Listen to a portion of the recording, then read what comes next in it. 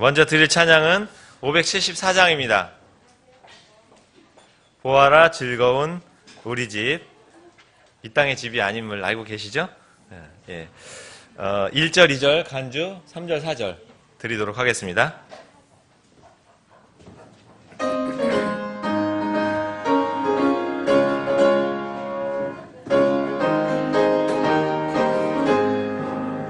보아라 즐거운 우리 집, 밝고도 거룩한 천국에 거룩한 백성들 거기서 영원히 영광에 살겠네. 거기서 기쁘고 즐거운 집에서 거기서 영원히 영광에 살겠네.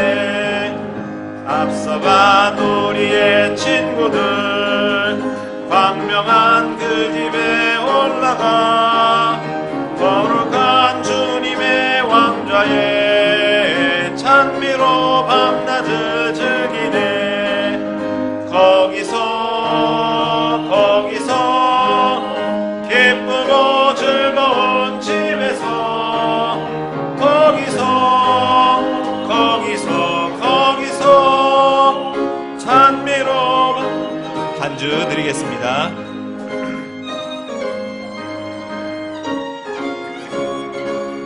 가사를 잘 생각하시면서 찬양 드립니다.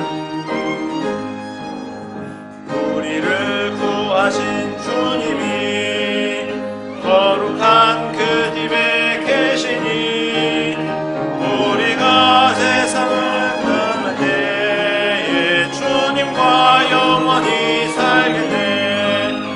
거기서 기쁘고 즐거운 집에서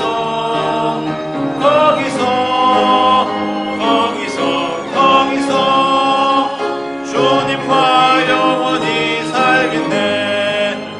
우리의 일생이 끝나면 영원히 즐거운 곳에서 거룩한 아버지 모시고 기쁘고 즐겁게 살겠네.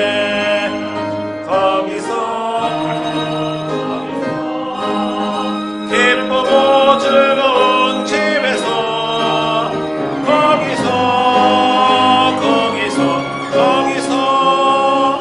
기쁘고 즐겁게 살겠네. 아멘. 거기서 주님과 기쁘게 또 즐겁게 지낼 그날을 소망하며 이 땅에서도 힘내시기를 원합니다. 이어서 주님께 드릴 찬양은 4장입니다. 앞쪽으로 넘어가겠습니다. 그는 왕이심을 고백하겠습니다. 1절, 2절 간주, 3절 드리겠습니다.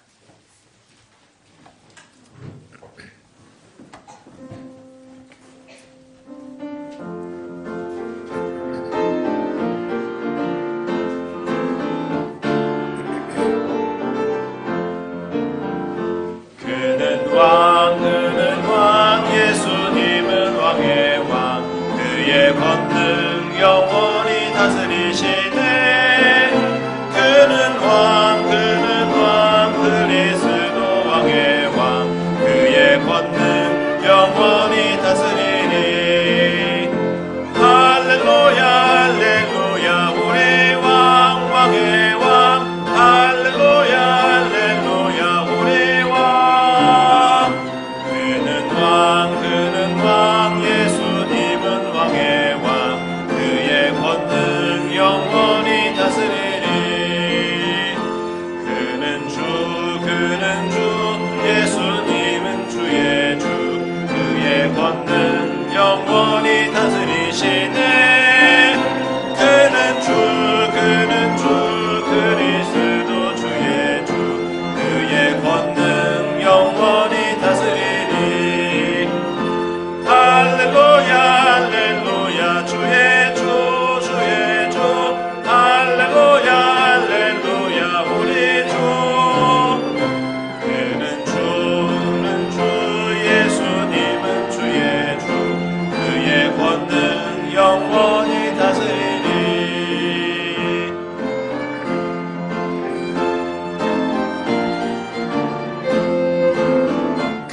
하나님이심을 고백하겠습니다.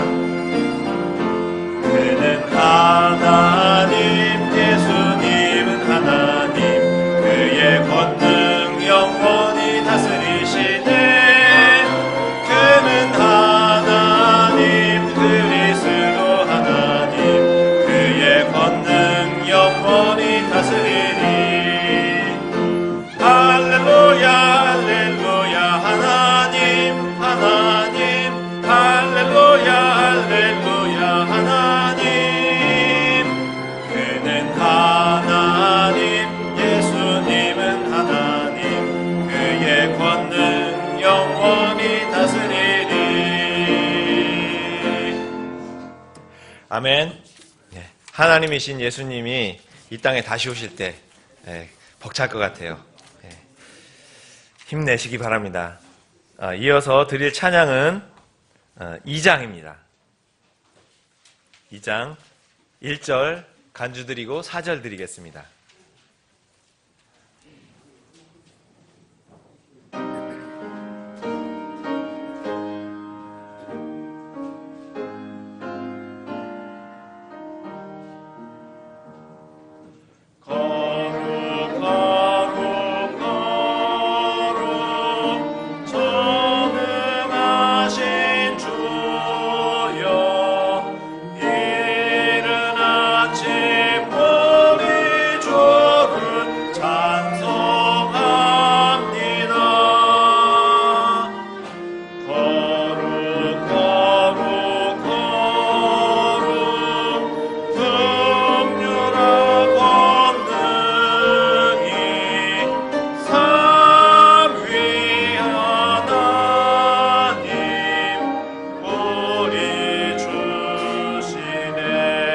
간주 4절 드리겠습니다.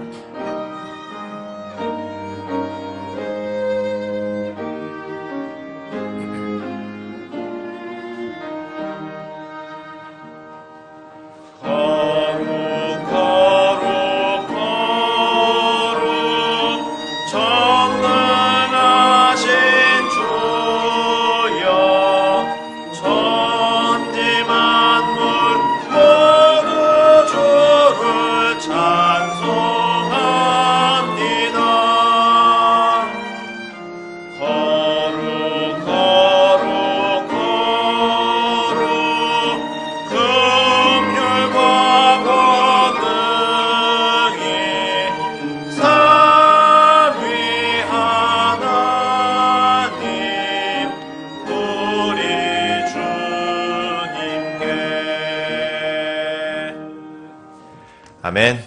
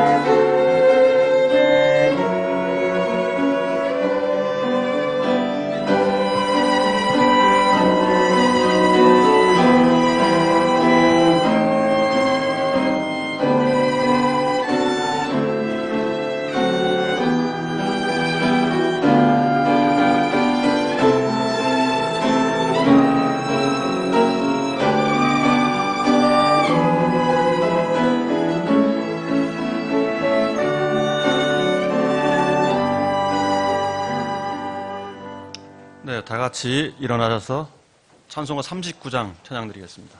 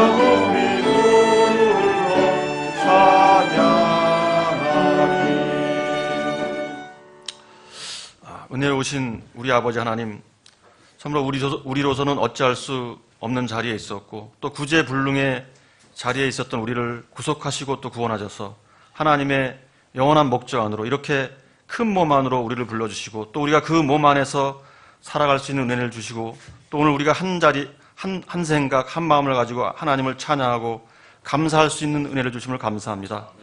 우리는 참으로 아주 작은 세계에서 아웅다웅하던 사람들이었는데 이제 주님으로 말미암아 우리의 세계가 우주보다 더 넓고 더 깊고 또 영혼보다 더 긴 안목을 갖게 해주시니 참으로 감사합니다.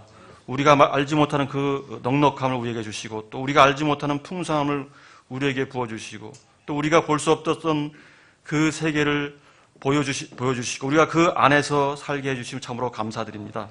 오늘도 주님의 은혜가 우리 모두에게 풍성하게 임할 수 있도록 인도해 주시길 원합니다. 그래서 다 주님의 은혜로 넉넉하게 구원을 받도록 주께서 복 주시길 원합니다. 우리 주 예수 그리스도 이름으로 기도드렸습니다. 아멘. 앉아주십시오. 찬송가 510장 찬양 드린 후에 헌물을 위해서 기도해 주시겠습니다.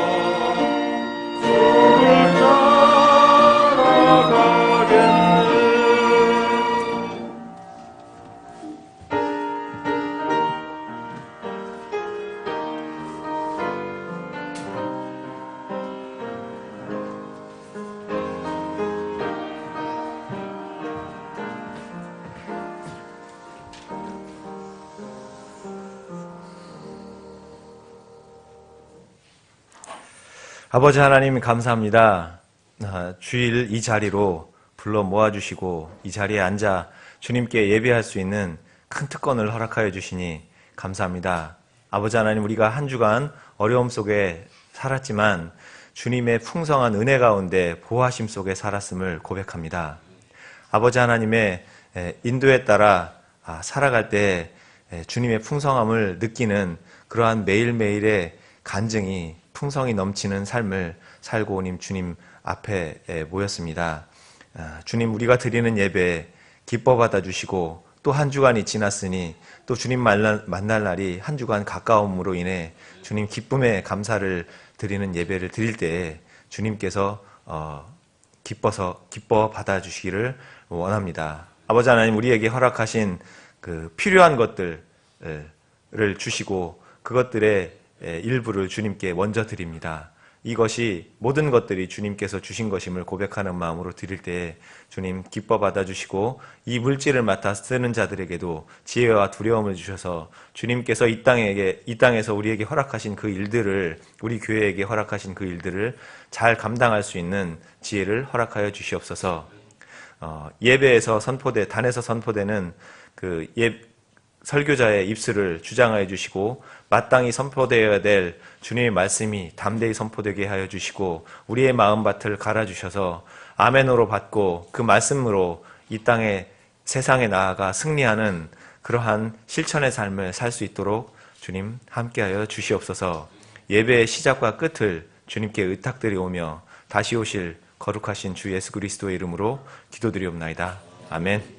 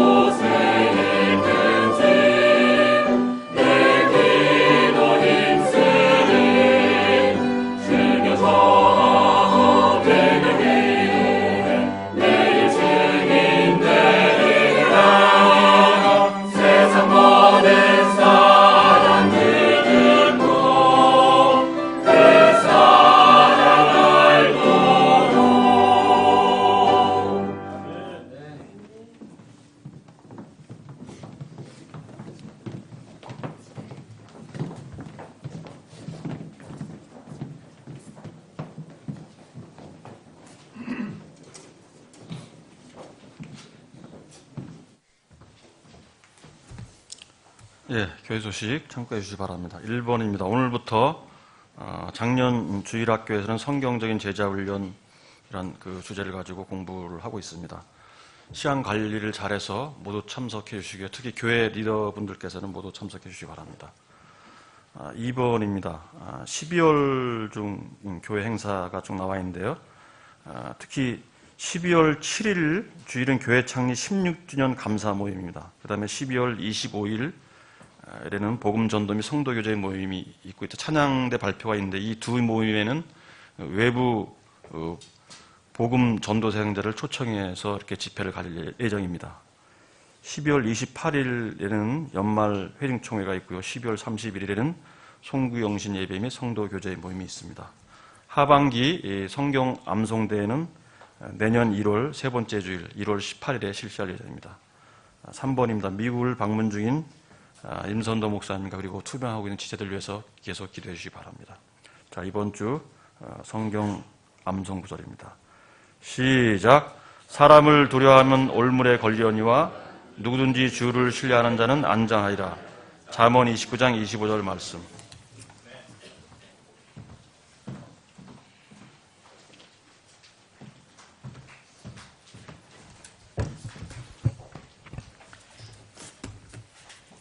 여러분들께서 이렇게 많이 기도해 주신다는 것을 느낄 수 있는데 임센드 성기사님한테 연락이 왔습니다. 그 영사관에서 우리가 제출한 서류를 그대로 잘 받아들여서 한 주 후에 발급이 됩니다. 이제 이번 주 금요일, 목요일인가 금요일 날 이제 발급을 해준다고 하는데 일단 이제 심사가 들어간 거니까 90%는 이렇게 받은 것과 같습니다. 근데 이제 그 에피소드가 분명히 있는데 하나님께서 이렇게 도와주신 에피소드가 있어요. 나중에 한번 들어보시면 은혜가 또 될 것 같아요. 계속해서 완전히 비자를 다 발급받아서 올 때까지 그래서 계속 기도해 주시기 바랍니다. 오전, 오후에 제가 조금 더 추가해서 말씀드리고 싶은 것은 오전, 오후에 우리가 주일날은 2번 예배를 드립니다. 예배 항상 말씀이 있습니다. 말씀은 우리가 이 땅을 살아갈 때 꼭 필요한 말씀입니다. 여러분들이 말씀이 없으면 여러분들 결코 이 세상에서 이길 수 없어요. 구원을 받았더라도 마찬가지입니다. 그래서 혹시 오전에 참석하시고 오후에 이렇게 참석 안 하신 분들이 꽤 많은데 여러분들 가급적 할 수 있으면 우리가 다 인터넷에 바로 올립니다.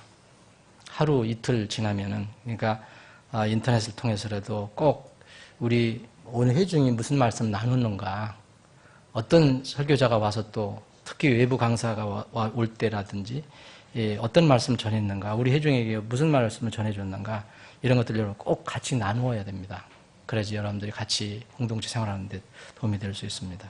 그래서 오전, 오후 예배 모임 말씀을 꼭 이렇게 잘 들어주시고 제 같은 경우는 오후에는 조금 단단한 음식이라고 할 수 있는 구약 성경을 주로 많이 합니다. 꼭 그렇다는 건 아니지만 구약 성경은 아무리 해도 이게 신약 성경보다는 조금 생각하는 것이 더 있어야 됩니다. 신약 성경은 잘 그냥 풀어서 이해만 하면 되지만 그래서 오후에는 구약 성경을 자주 공부하니까 이 단단한 음식을 이렇게 여러분들 먹으셔야 되거든요. 또 맨날 이렇게 미움만 먹으면 안 되거든요. 그래서 참석하시는데 여러분들 애를 쓰시기 바랍니다. 지금 광고 드린 것처럼 오늘부터 작년주일학교에 성경 제자 훈련이 시작되었어요. 성경이 가르치는 이 제자의 길 이제 공부하는데 제가 명단을 작성해 달라고 했던 이유는 이게 지금 책으로 나오기 전에 매번 그 분량이 많아요. 그래서 이거를 그냥 한 페이지 정도, 지난번처럼 한 페이지 정도로 하면 뭐 수십 장 이렇게 해놨어도 안 써도 상관없지만 이거는 버릴 수가 없잖아요. 그러니까 제가 거기다 기록을 해달라는 겁니다. 그 부수대로다가 제가 아침에 이렇게 그 자료를 만들어서 나눠 드릴 겁니다. 그러니까 아침에 참석하실 수 있는 분들은 그리고 웬만 지도자들은 다 참석하세요. 저기다가 기록을 해주시면 그 숫자대로다가 저희들이 조금 여부를 둬서 이렇게 준비를 하겠습니다. 그러니까 꼭 그렇게 협조해 주시면 좋겠습니다. 다 같이 일어나셔서 인사하는 시간 갖겠습니다. 313장 1절 드리겠습니다.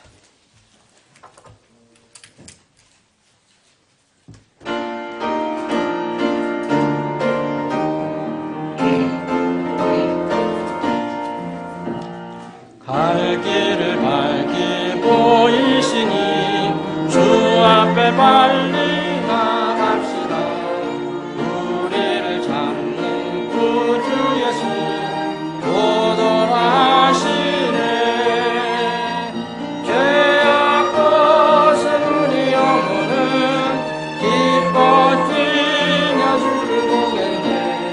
하늘에 계신 주 예수는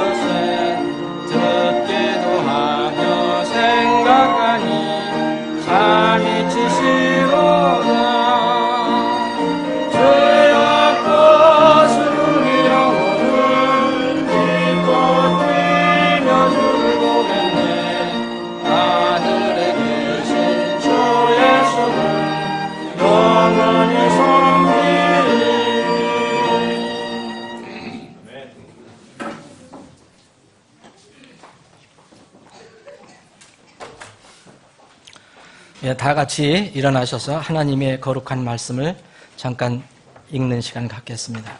사도행전, 신약성경 사도행전 4장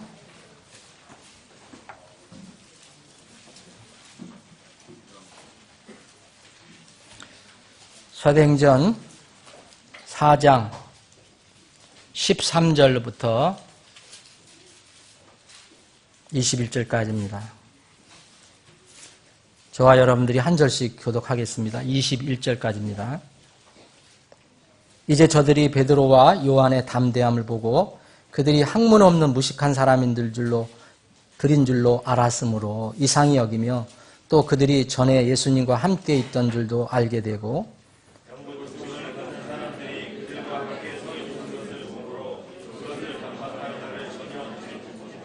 저들이 그들에게 공회 밖으로 나가 있으라고 명령하고 자기들끼리 의논하여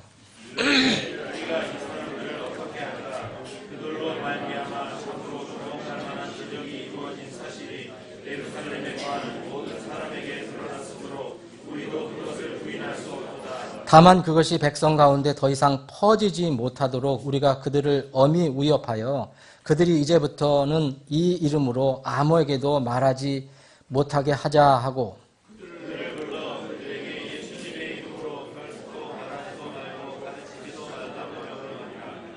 그러나 베드로와 요한이 그들에게 응답하여 이르되 하나님의 눈앞에서 너희 말을 듣는 것이 하나님의 말씀을 듣는 것보다 옳은지 너희가 판단하라.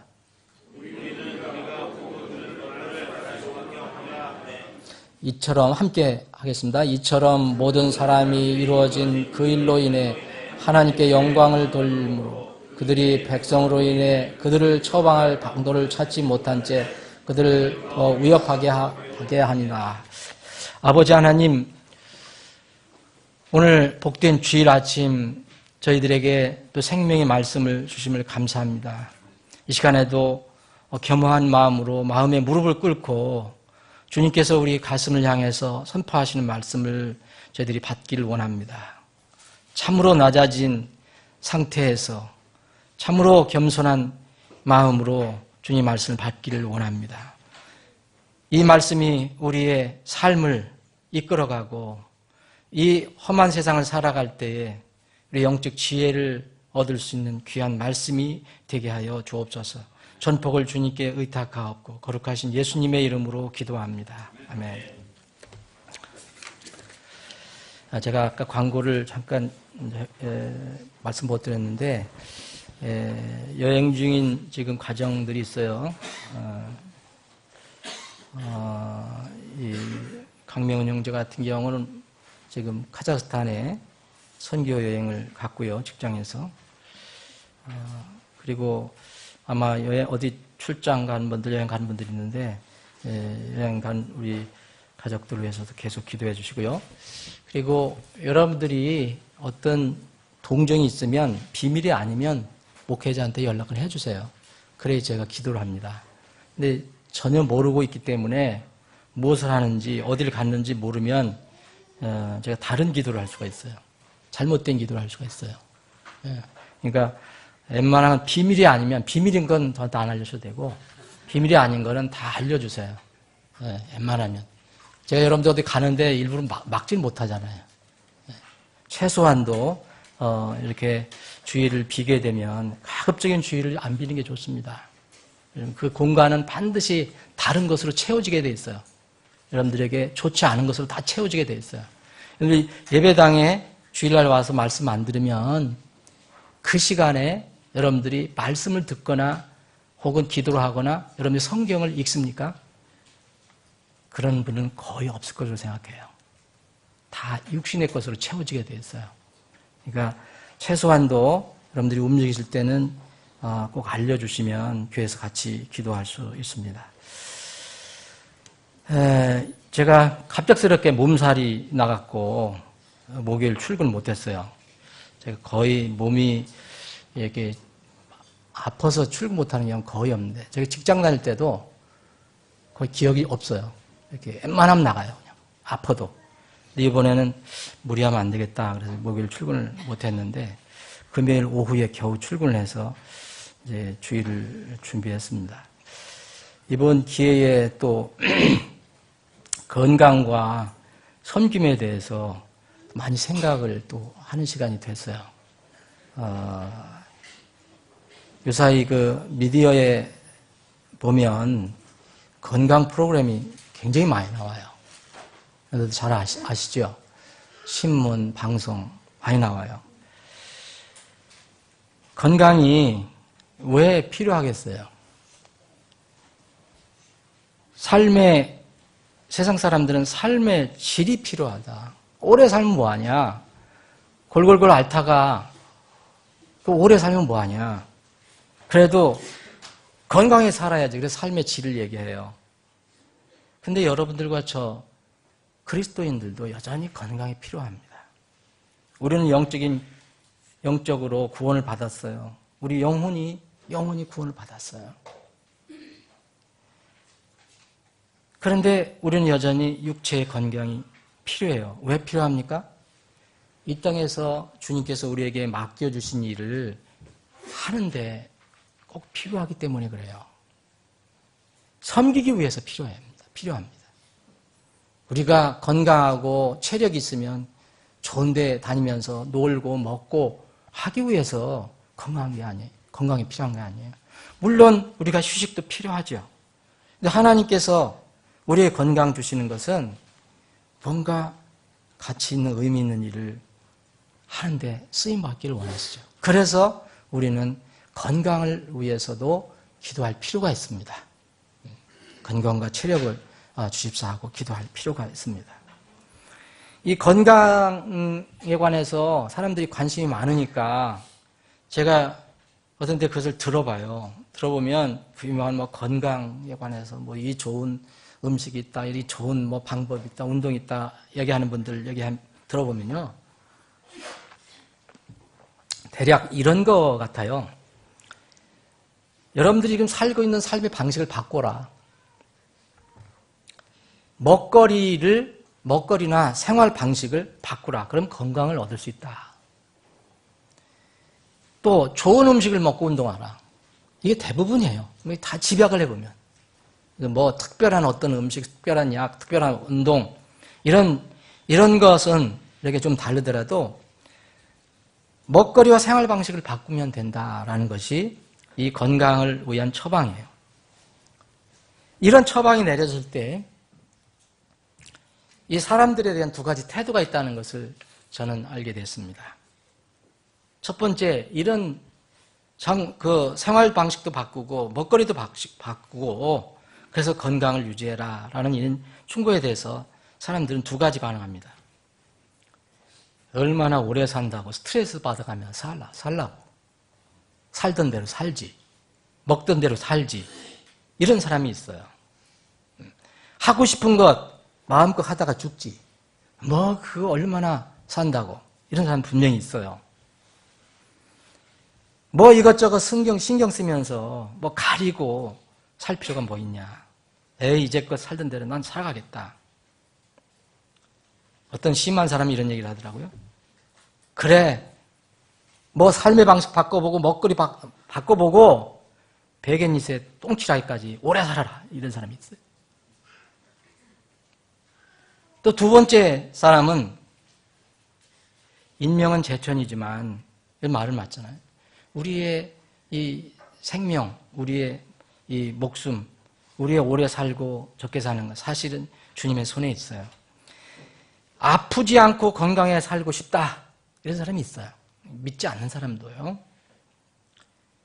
그렇게 살려면 그렇구나. 이거 내가 마음대로 이거 먹었던 거 이제 절제해야 되겠구나. 내가 이거 피우던 담배 끊어야 되겠구나. 이 술 많이 마셨는데 이제 먹지 않아야 되겠구나. 절제할 가치가 충분히 있다. 이렇게 반응을 보이는 사람이 있어요. 이 전자는 자유롭게 살고 싶다는 태도예요. 뭘 자유롭게 살지, 뭘 그런 거 일일이 다 신경 쓰며 제약받으며 사냐. 후자는 그래도 삶의 질을 위해서는 때로 나에게 주어진 자유를 좀 절제할 필요가 있겠다 하는 태도예요. 두 태도 중에서, 세상 사람이 갖는 태도 중에서 실제로 어느 것이 더 수명에 그리고 건강에 좋은 것인지 어떤 갑론을박이 있어요. 그런데 여기서 그리스도인들이 추출해내야 할 영적 교훈이 있어요. 분명히 성경 말씀을 읽어보면 분명히 있어요. 우리 인생은 오래 산다고, 오래 살고 싶다고 그래서 오래 살고, 그게 또 전부가 아니잖아요. 언젠가는 죽어요. 인생은 본질이 있어요. 실체가 있어요. 인생이 무엇이냐에 대해서 수많은 사람들이 질문을 계속해 왔어요. 인류 역사 이래 지금도 계속하고 있어요. 다양한 사람들의 다양한 인생론이 나왔어요. 성경도 인생론에 대해서 참 많이 얘기합니다. 불교보다 더 많이 얘기해요. 세상은 인생은 화무 11홍이라고 그래요. 꽃이 펴도 10일 동안만 붉게 피고 만다. 10일 이상 피는 꽃이 없다.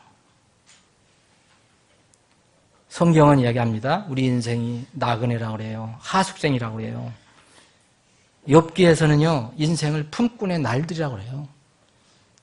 매일 일당 받고 이렇게 일하는 사람들이 품꾼의 날들.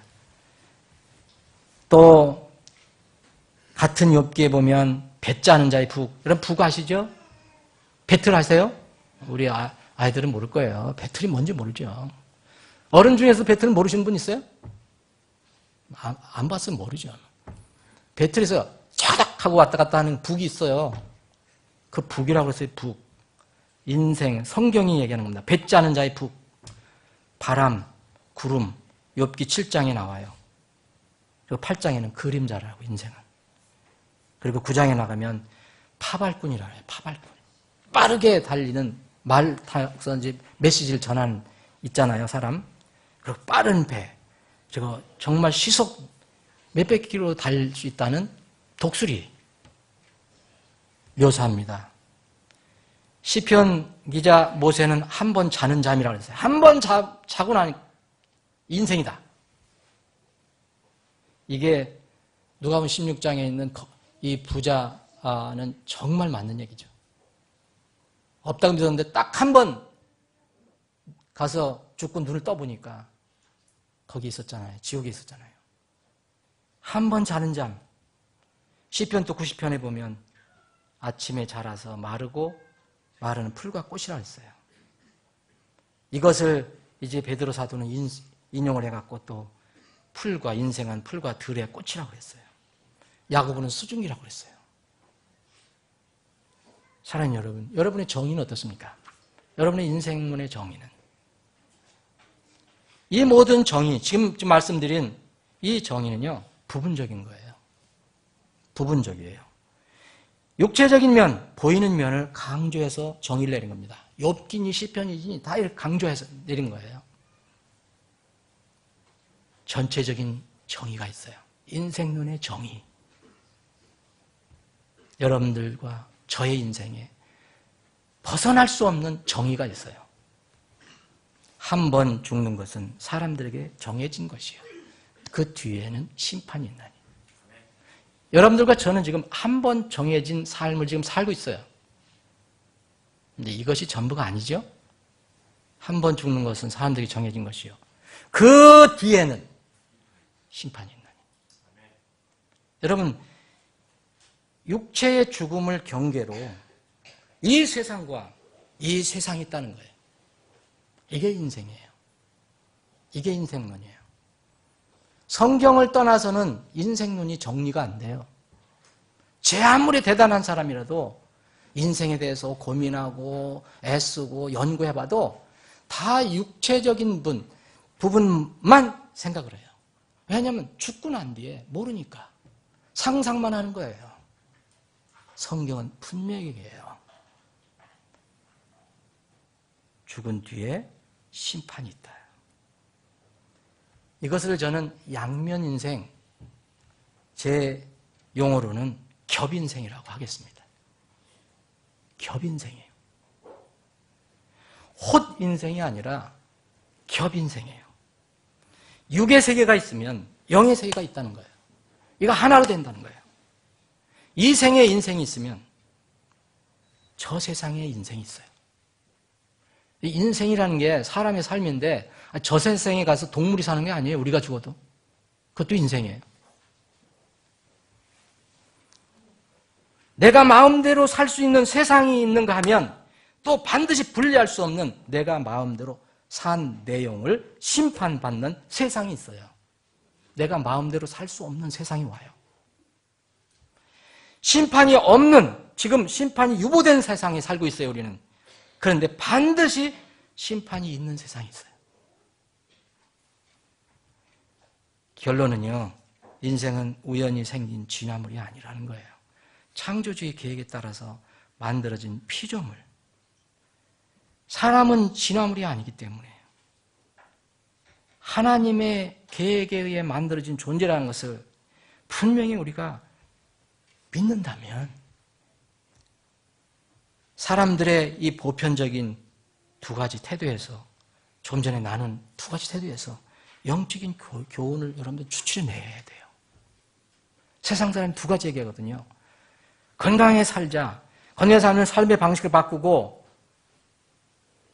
변화돼야 된다는 얘기예요. 그리고 먹는 것도 바꿔라.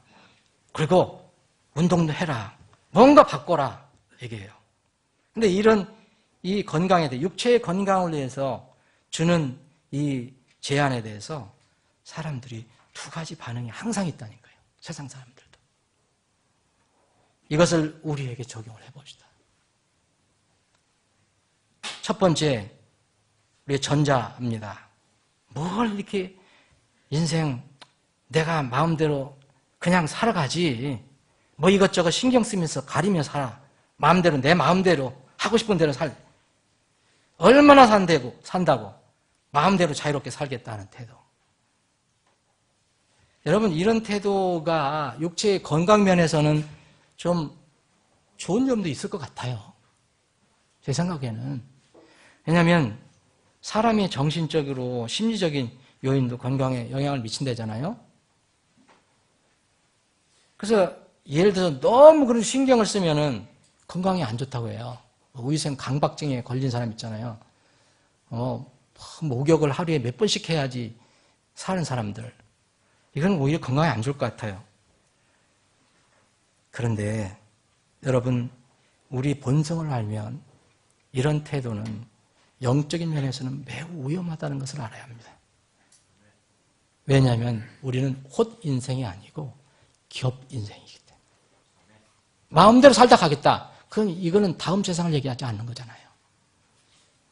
두 번째 태도, 세상 사람들이 건강에 대해서 권면할 때 두 번째 태도는 삶의 가치와 질을 위해서는 자유를 절제하며 살겠다. 그 나름대로 그 정해진 기간, 70, 80, 90, 요 기간에도 좀 질을 위해서 자유를 절제하며 살겠다. 이런 태도잖아요. 그래서 어떤 사람은 좋아하던 어떤 그 나쁜 습관을 버려버리고 음식도 버려버리고 이제 제 건강을 위해서 생활을 바꿉니다. 여러분, 인생이 단편적이기 때문에 만약 8, 90년이 정해진 기간이래, 그게 전부라면 사실은 절제하며 삶의 질을 높인다 해도 궁극적인 결과는 큰 차이가 없어요. 왜? 죽어야 하니까. 여러분, 몸이 이런 사람들이 나와야 강가다에 오면 전 강가다에 부러울 때가 있는데 정말 그렇게 몸이 좋을 수 없어요. 헬스 하는 사람들이라든지 왜 무슨 이상한 사람들 있잖아요. 응? 막 여기에다가 사람 올려놓고 다니는 사람도 있어요. 외국에 보니까. 자, 저런 몸, 저런 체력으로 참 어떻게 쓰면 좋을까. 그런데 그런 사람들 보면 거의 대부분 다 육신의 쾌락으로 다 쓰고 있어요. 여러분, 우리가 정해진 기간에, 인생에 정해진, 이 생에서의 정해진 기간에 우리가 절제를 하고 뭐 가치를 추구하고 삶의 질을 높인다 해도 만약 겹인생이라는 걸 모르면요, 별 큰 차이가 없어요. 차이가 있다면 이걸 거예요. 무덤의 인생이 끝이라고 믿는 사람들에게는 묘지 앞에 세우는 묘비명인 차이밖에 없어요. 한 사람은 골골골 하다가 갔습니다. 또 한 사람, 이 사람은 늙어 죽을 때까지 참 혈기가 왕성하고 죽을 때까지 원기가 사라지지 않았습니다. 이런 묘비명밖에 없을 거예요. 차이는 똑같아요. 이 결과는 똑같아요. 그런데 겹인생이라면, 만약 겹인생이라면 치명적으로 중요한 의미를 내포하고 있어요. 이 생의 삶이 끝나면 연속적으로 또 다른 세상이 시작되는 것이 사실이라면 이러한 태도, 삶의 가치와 질을 위해서는 자유를 절제하며 살겠다. 이런 태도는 정말 유익한 태도입니다. 가치 있는 태도예요. 우리 모든 인생은 보면은 두 갈림길에 서 있어요. 오늘 제목은 인생의 두 갈림길에 서요. 인생은 에덴 동산에서부터 두 길이 있었습니다. 두 문이 있었어요. 그 이후 모든 사람의 삶에서 이 두 문, 두 길의 갈림길은 계속되고 있습니다. 마태복음 7장 한번 읽어보세요. 좁은 문 대 넓은 문이 나와요. 생명의 문 대 멸망의 문이 나와요.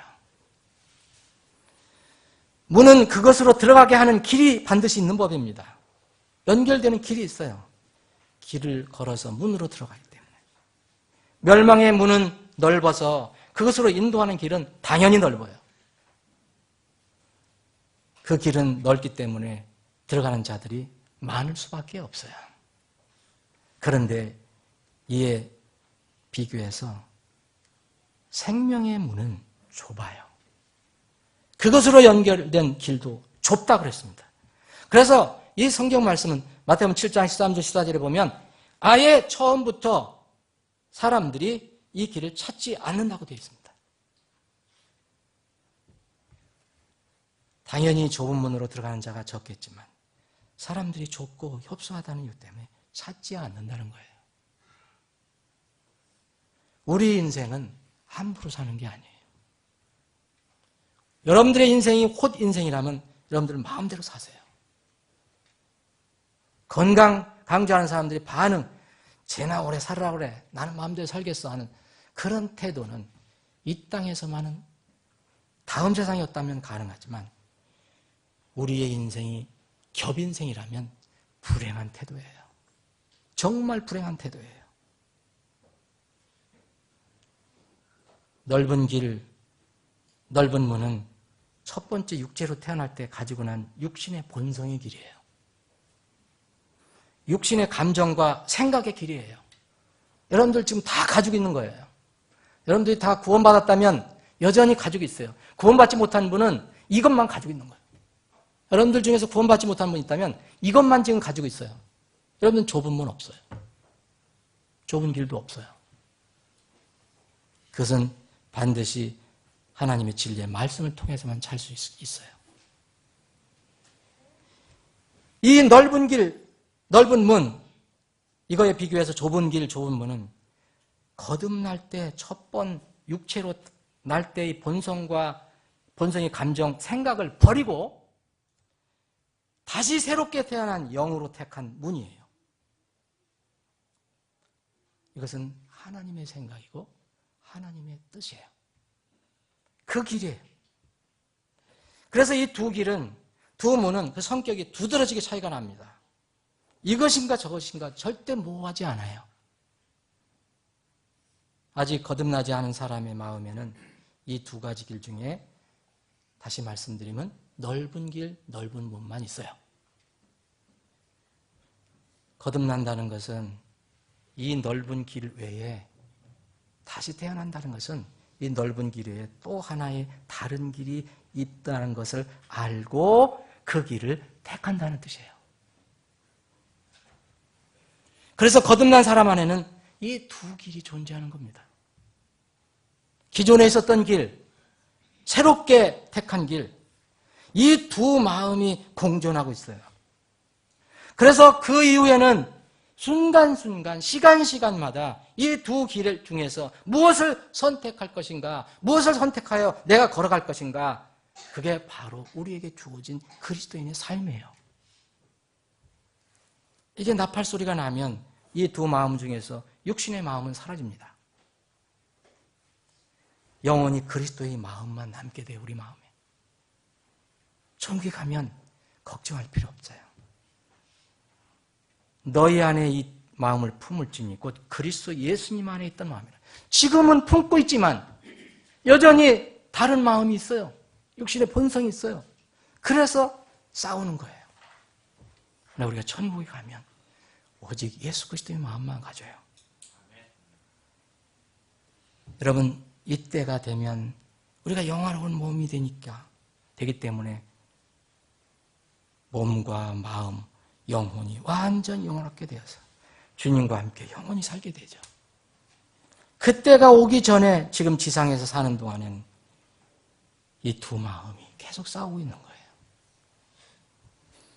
우리 속에 그래서 두 마음이 있어요. 육신의 감정이 있어요. 이것과 늘 부딪히는 그리스도의 마음이 우리 마음에 있습니다. 구원받은 사람은. 이것도 다른 말로 하면 세상의 가르침,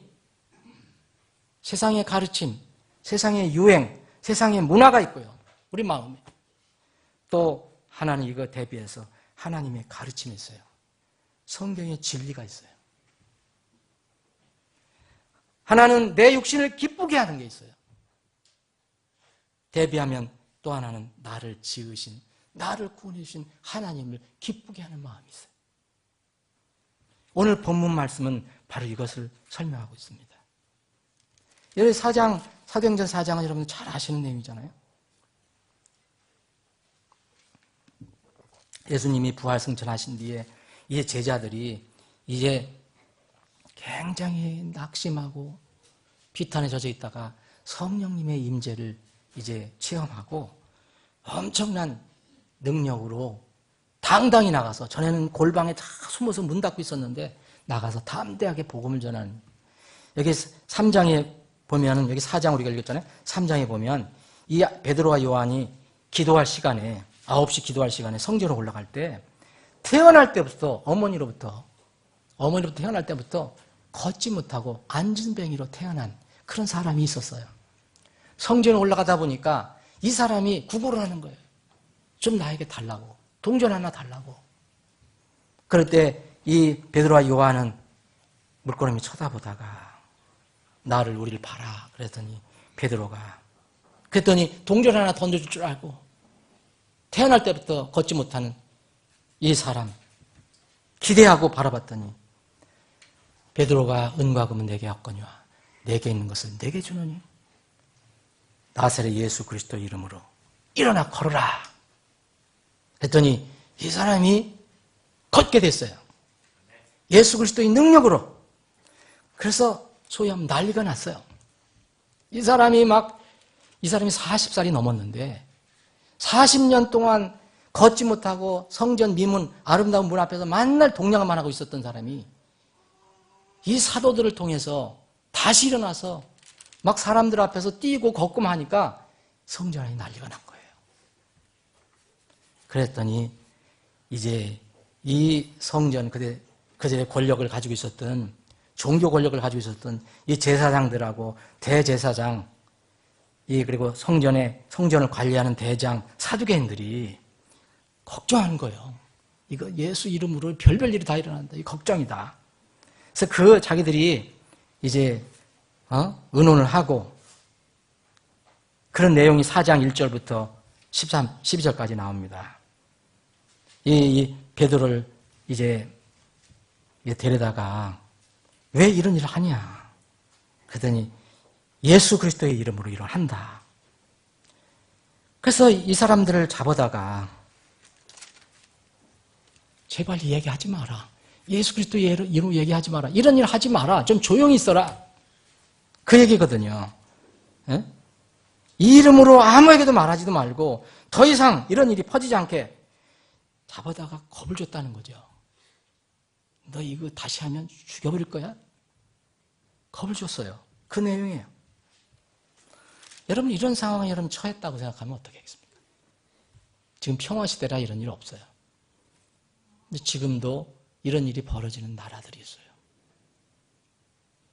모슬렘 국가, 북한 이런 데서는 잡히면 이렇게 돼요. 근데 앞으로 이런 시대가 올지도 모릅니다. 우리가 본문 읽은 내용은 바로 그거예요. 정말 이 종교 권력자들이 이 복음을 전하는 사람들, 특히 여기에 베드로 중심으로 한 베드로 요한 잡아다가 예수님 이름 얘기하지 마라. 예수님 결코 말하지 말라. 겁을 줘서 못하게 하는 겁니다. 그때 오늘 본문 19절에 보면 베드로와 요한이 그들에게 대답합니다. 하나님의 눈앞에서 너희 말을 듣는 것이 하나님의 말씀을 듣는 것보다 옳은지 너희가 판단하라. 우리는 우리가 보고 들은 것을 말할 수밖에 없다. 여기 베드로와 요한은요, 19절에 보면 하나님의 눈앞에서 이런 말을 해요. 베드로와 요한은요, 지금 하나님이 지켜보고 있다는 것을 고백합니다. 나는 하나님의 눈을 피할 수가 없다. 이거는 in the sight of God이에요. 하나님이 지금 바라보고 있다. 하나님의 눈을 내가 어떻게 피할 수 있느냐. 하나님의 눈앞에서 내가 하나님의 제자인, 예수 그리스도의 제자인, 복음을 이제 사명으로 받은 사람이 너희들이 겁준다고 우리가 이것을 중단할 수 있겠느냐? 내 말을, 인간의 말을 듣는 게 맞느냐? 아니면 나를 바라보시는 하나님, 전능하신 하나님 말씀을 듣는 것이 어떤 것이 옳은지 너희들이 스스로 판단해라. 우리는 있는 그대로를 전할 수밖에 없다라고 얘기합니다. 어떻게 할 수 있어요? 위협해서 더 이제 보내긴 보냈지만 강하게 위협해서 보냈습니다. 어떻게 살 것인가? 이것이 우리 그리스도인에게 주어진 주님 만나기 전까지의 사명이에요. 과제예요. 오늘 주일도 여러분 어떻게 살 것입니까? 수많은 사람들은 육의 즐거움을 위해서 이 시간을 쓰고 있어요. 어떻게 살 것인가는 매 시간, 매 순간, 매일 결정해야 돼요. 어느 정신의학자의 저서가 있어요. 감정은 습관이다라는 거예요. 저는 이 책을 완전히 다 읽어보진 않았지만 동의되는 부분이 있어요. 이 책에 보면 왜 어떤 사람은 매사에 아무리 노력해도 되는 일이 없을까? 낯선 행복보다는 익숙한 불행을 선호하는 사람의 뇌가 감정을 습관하였기 때문이다 라고 분석하고 있어요. 저는 일리가 있는 말이다 그랬어요. 일리가 있구나. 자, 이 말이에요. 낯선 행복보다는 익숙한 불행을 선호하는 사람의 뇌.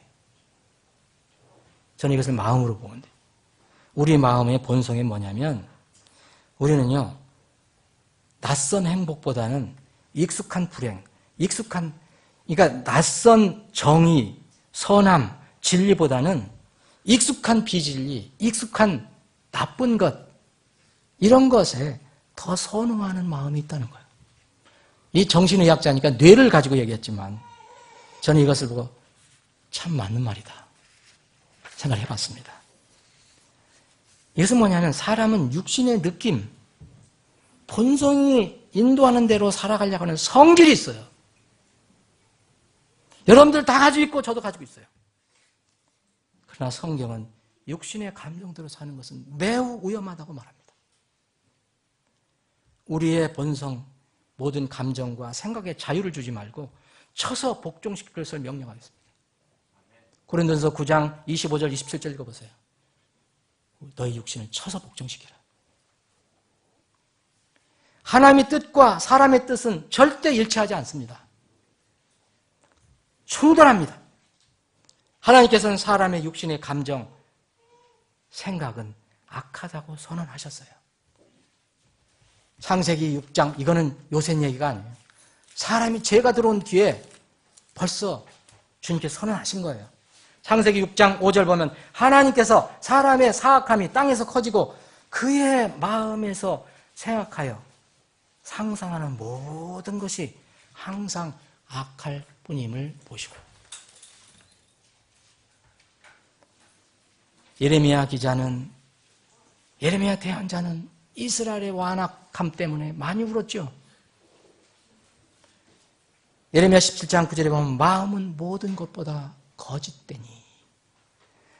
여러분, 우리의 마음은 모든 것보다 거짓됩니다. 또 극도로 사악하니 누가 이것을 알 수 있으리요? 로마서에서도 바울 사도는 우리 마음이 얼마나 더러운가를 얘기해 줍니다. 로마서 1장 읽어보십시오. 그런데 마귀는, 세상은 우리에겐 늘 항상 우리 귀에 아니야, 내 감정, 내 생각, 내 상상 그거 좋은 거야, 그거 능력 있어, 그거 가치 있는 것이야 라고 계속 속삭여줍니다. 우리의 육신 곧 겉사람 안에 하나님의 거룩한 영이 내주하시면 죽었던 속사람이 생명을 받고 살아나는 겁니다. 여러분들이 그걸 경험했을 겁니다. 거듭난 사람은. 이제 속사람이 생겼어요. 이 속사람은 육신의 능력이 있는 것이 아니고 하나님으로부터 능력이 온다는 것을 알고 있습니다. 이 우리의 속사람은. 고린도 후서 3장 5절입니다. 우리는 어떤 일이 우리 자신에게서 난 것으로 생각할 만큼 능력이 있지 아니하며 오직 우리의 능력은 하나님에게서 나느니라. 4장 7절 고린도후서 그러나 우리가 이 보배를 7그릇 안에 가졌나니 이것은 뛰어난 권능이 하나님에게서 나며 우리에게서 나지 아니하게 하려 함이라. 그런데 마귀는 거꾸로 가르쳐주고 있어요. 거꾸로.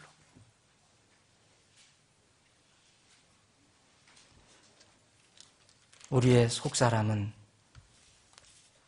본래 우리의 겉사람의 모든 생각과 감정은 우리를 망하게 한다는 것을 알고 있어요. 우리 속사람은. 그래서 그것을 자꾸 물리치려고 애를 쓰는 거예요. 우리 속사람은. 그런데 이 겉사람이 강하니까 만날 싸움이 일어나고 때로는 겉사람이 너무 강해서 속사람이 지는 거예요. 의지적으로. 그래서 이 시편 기자는 시편 119편 113절에 보면 내가 허탄한 생각들을 미워하오나 그랬어요. 내가 늘 생각하는 이 허탄한 생각 나 미워한다. 대신 주의 법, 주의 말씀은 사랑하나이다. 이렇게 고백합니다. 여러분, 우리가 주님을 따르는데 이른바 신앙생활이라고 많이 얘기하죠. 신앙생활 하는데 두 가지 어려움이 있어요.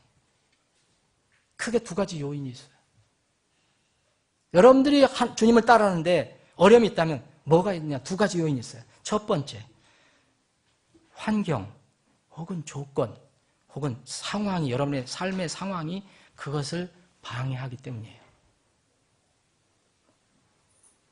여러분, 예배를 드리지 못하게 하는 환경이 여러분들을 공격할 수 있습니다. 두 번째, 마음이 원하지 않기 때문이에요. 곧 마음의 문제입니다. 여러분, 둘 중에 어떤 것이 더 영향력이 있다고 생각하십니까? 두 번째, 마음의 문제입니다. 우리의 믿음의 선조, 재침례 성도들은 이 두 가지를 잘 밝혀주고 있어요. 재침례 성도들은 우리가 지금 살고 있는 환경, 조건, 상황하고는 비교할 수 없어요. 그러나 그 환경과 상황과 조건이 그들을 통제할 수 없었습니다. 속사람이 늘 주님을 향하고 있었기 때문에.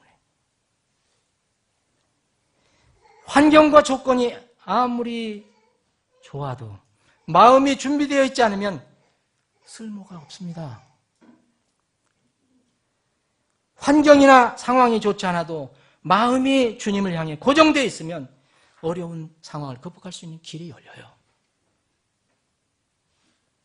여러분, 만약 내 환경과 상황, 조건이 허락하지 않아서 부득이하게 정말 섬기지 못하거나 예배를 드리지 못한다면 마음이 평안하지 않아요. 저는 이 감사한 것이 그래도 가만히 돌아보니까 제가 아파서 예배를 거른 적은 없었어요. 내가 아파서 주일을 걸은 적은 없었어요. 얼마나 감사한 일이에요. 아파서 움직임 못해서 주일 예배를 걸은 사람도 있잖아요. 돌아보면 그게 얼마나 감사한지 몰라요. 또 제가 목회를 해서 그런지 꼭 아프게 하시면 월요일날 아팠다가 수요일 아침에 깨어나게 하시고 목요일날 아파서 토요일날까지만 아프게 하세요. 주일날은 살아나와요. 아파서 그냥 누워있은 적은 없어요. 주일날. 참 감사해요. 그냥 만약 아파서 누워서 예배를 드리지 못한다면 하나님 이런 상황이 벌어지지 않도록 해달라고 기도를 했을 거예요. 우리에게 속사람은 이런 환경과 상황 조건이 악화되면 계속해서 하나님께 주님의 도우심과 긍휼을 위해서 기도합니다. 속사람은. 주님을 늘 섬기고 예배할 수 있도록 저희 환경과 조건을 개선시켜달라고 기도합니다.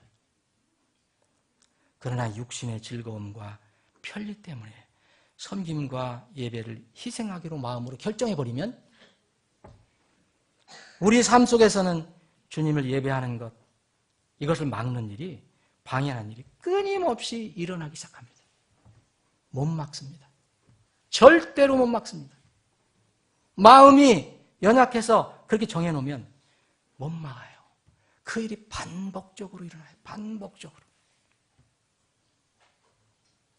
그때 우리의 육신은 하나님을 예배하지 못하고 무수한 변명을 만들어냅니다.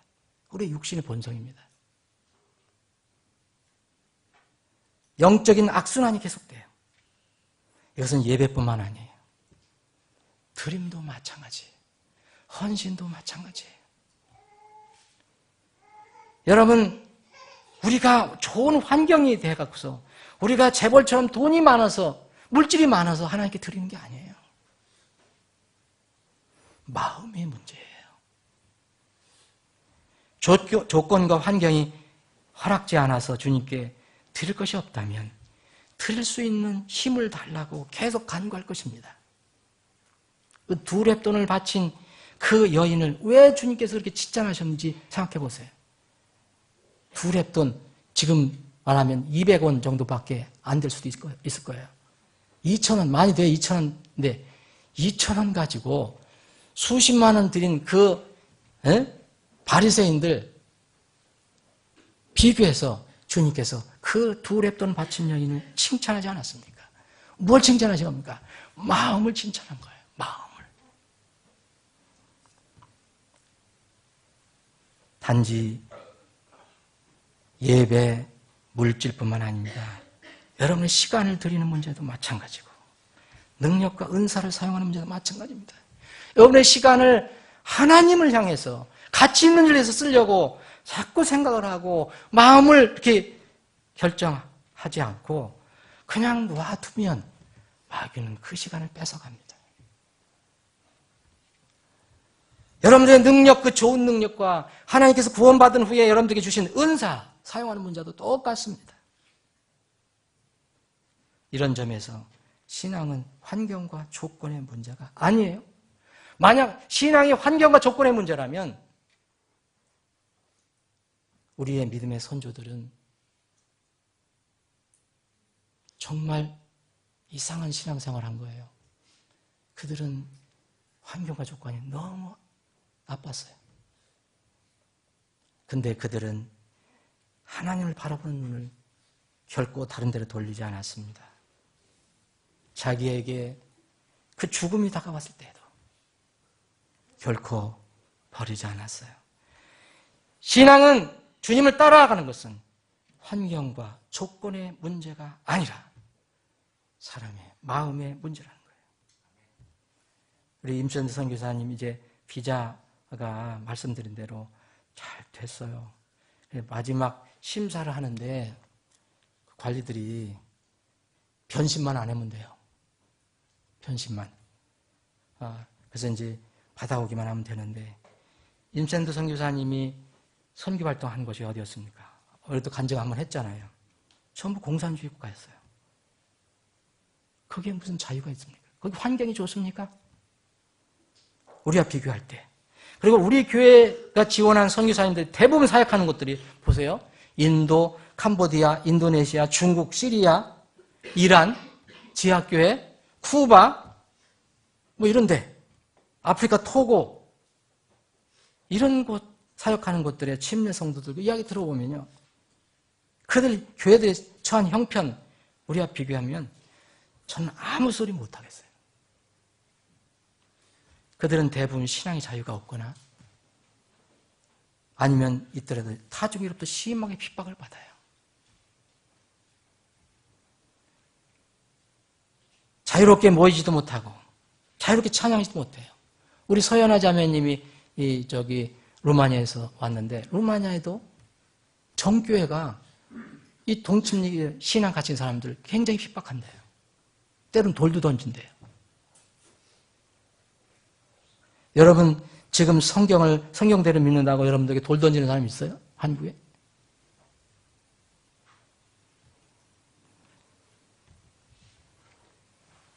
그것은 대부분의 신앙의 자유가 없고 핍박을 받지만 자유롭게 모이지도 못하고 자유롭게 찬양하지도 못하고 자유롭게 예배를 드리지 못하지만 어떤 곳에서는 아프리카 토고, 이 인도, 이 산지 이런 곳에서는 몇 시간씩 걸어서 예배에 참석한대요. 그리고 예배 시간도요, 하루 종일 계속돼요. 근데 우리는 조금만 하면 피곤하다, 괴롭다, 뭐 지쳤다. 이게 우리가 사는 세상이에요. 여러분, 그들의 생활은 어떻습니까? 우리나라의 50년대, 60년대의 그런 빈궁한 삶이에요.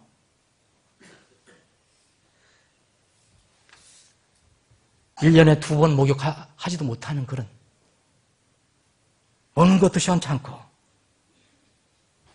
이런 선교사님들이 선교 소식을 보내오는데 보면 참 그들의 신실함과 열심은 우리와 비교할 수 없어요. 신앙은 환경과 조건의 문제가 아닙니다. 신앙은 마음의 문제입니다. 빌립보 교회와 데살로니가 교회는 이 시대의 어떤 교회들보다 훨씬 더 가난했어요. 그런데 하나님께서 바울 사도를 통해서 칭찬하신 것은 그들이 가장 복음을 위해 가장 열심히 했고 가장 헌신적으로 물질을 드린 교회예요. 신앙은 조건과 환경의 문제가 아닙니다. 신앙은 마음의 문제입니다. 이 시대의 신자들은 여러분들과 저뿐만 아니라 이 말씀을 혹시 듣는 사람들은 이 그리스도인이라면 누구든 자신의 마음을 정직하게 살펴봐야 합니다. 마음. 말씀을 정리해 보겠습니다. 마음을 잘 지키라는 잠언 4장 23절 말씀이 있어요. 열심을 다하여 내 마음을 잘 지키라. 생명의 근원이 거기에서 나오느니라. 여러분 혹시 아직 구원의 고백을 하지 못한 분들이 있다면 여러분들의 절대 본인의 감성이나 감정, 생각, 육체적인 편리 이런 자유함에 여러분 영혼의 운명을 맡기시면 안 됩니다. 그걸 물리쳐야 합니다. 내 육신의 생각과 감정 대신에 하나님의 말씀을 들으셔야 돼요. 구원은 땅에서 나는 것이 아니라 하나님의 뜻에 따라서 하늘에서 나는 선물입니다. 주는 그리스도시요 살아계신 하나님의 아들이시니다. 베드로가 이렇게 고백했어요. 예수님께서 칭찬하시면서 바요나시마나 내가 복이 있도다. 정말 그런 신앙 고백하는 복이다. 그것을 내게 계시한 이는 살과 피가 아니요 하늘에 계신 내 아버지시니다. 하늘에서 주는 선물을 받아야 합니다. 여러분의 본성으로는 여러분의 감정으로는 결코 구원받을 수 없어요. 하나님의 말씀을 그대로 받으셔야 돼요. 이미 거듭난 우리 하나님의 자녀들에게는 영화로운 몸으로 우리가 변화되기 전까지는 우리 그리스도인들 안에는 여전히 두 마음이 있다는 것을 결코 잊지 말아야 합니다. 두 마음이 있다. 여러분은 하나님 아버지를 어떻게 기쁘게 할 수 있는지 한번 생각해 보시기 바랍니다. 세상과 마귀는 이미 구원받은 우리의 영혼을 손을 댈 수는 없어요. 그렇지만 우리의 본성을 얼마든지 부추길 수 있습니다. 마귀가 얼마든지 우리 본성을 부추길 수 있고 깨어낼 수 있습니다. 그래서 우리가 하나님을 기쁘시게 하는 일 대신 내 본성이 즐겁고 편하고 세상 사람들이 좋아하는 것을 택하도록 계속 조장하는 거예요. 환경도 때로는 바꿉니다. 그렇게 유혹합니다. 오늘 베드로와 요한은 환경이 완전히 바뀐 데 붙잡혀갔어요. 자유를 잃어버렸어요. 그럼에도 불구하고 절대 예수님의 이름으로 결코 말하지도 말고 가르치지도 말라고 위협하며 명령했습니다. 환경이 바뀌었어요. 조건이 바뀌었어요. 마음이 바뀔 수도 있어요. 대부분의 사람들이 마음이 바뀝니다. 이를테면 환경과 조건을 이유로 해서 환경과 조건이 바뀌었으니까 하나님께 예배를 드리지 않고 하나님께 감사하는 걸 드리지 않고 자기는 이런 즐거움 때문에 이런 것 때문에 한다 얘기합니다. 그러나 베드로와 요한은 그렇게 얘기하지 않았어요. 하나님이 나를 지켜보고 있구나. 이르되 하나님의 눈앞에서 너희 말을 듣는 것이 하나님 말씀을 듣는 것보다 옳은지 너희가 판단하라. 내 생각이나 내 육신을 따르지 말고 내주하시는 성령님을 따라 걸으십시오. 그런즉 내가 이것을 말하노니 성령 안에서 걸으라. 그리하면 너희가 육신의 욕심을 이루지 아니하리라. 육신은 성령을 대적하여 욕심을 부리고 성령은 육신을 대적하나니 이 둘이 서로 반대가 되므로 너희가 원하는 것들을 능히 하지 못하느니라. 사랑하는 여러분, 우리 앞에는 두 갈림길이 늘 있습니다. 항상 우리 앞에는 두 갈림길이 있어요. 넓은 세상의 길과 좁은 천국의 길이 있어요. 세상 본성의 길과 속사람 주님을 닮는 예수 그리스도의 마음의 길이 있어요. 여러분과 저는 세상의 말을 들을 것인가? 하나님의 말씀을 들으실 것인가? 신중하게 여러분들이 판단하시고 택하십시오. 베드로와 요한, 그들에게 그런 믿음을 주신 하나님을 찬양합니다. 우리에게도 그런 믿음을 주시기를 소원합니다. 언제 어디서나 주님을 찬양하는 여러분들과 제가 되기를 바랍니다. 기도하시겠습니다.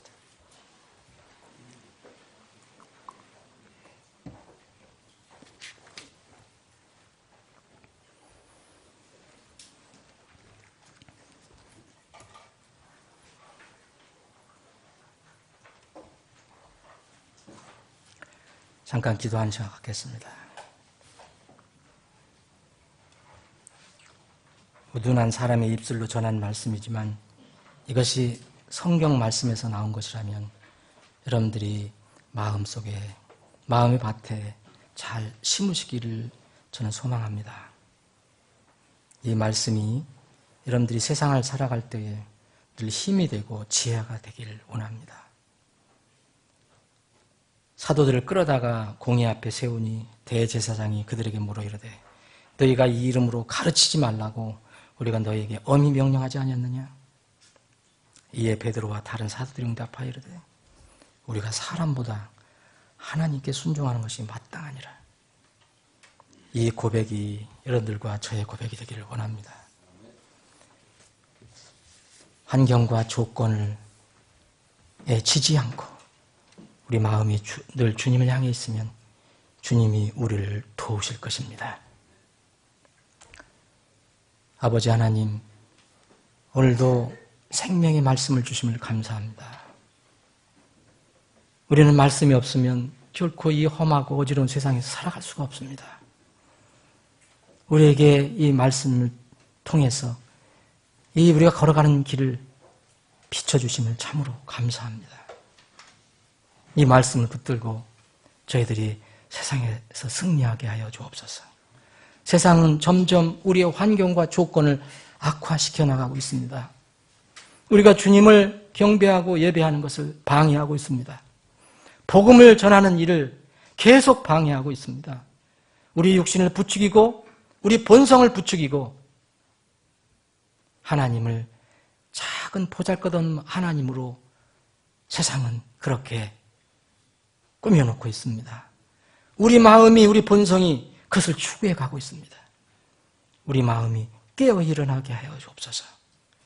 우리 교회가 깨어서 주님을 따르고 주님을 찬양하고 경배하고 주님께서 우리에게 주신 복음의 진리를 널리 열심히 전하는, 선포하는 교회가 되게 하여 주시옵소서. 거룩하신 예수님의 이름으로 기도합니다.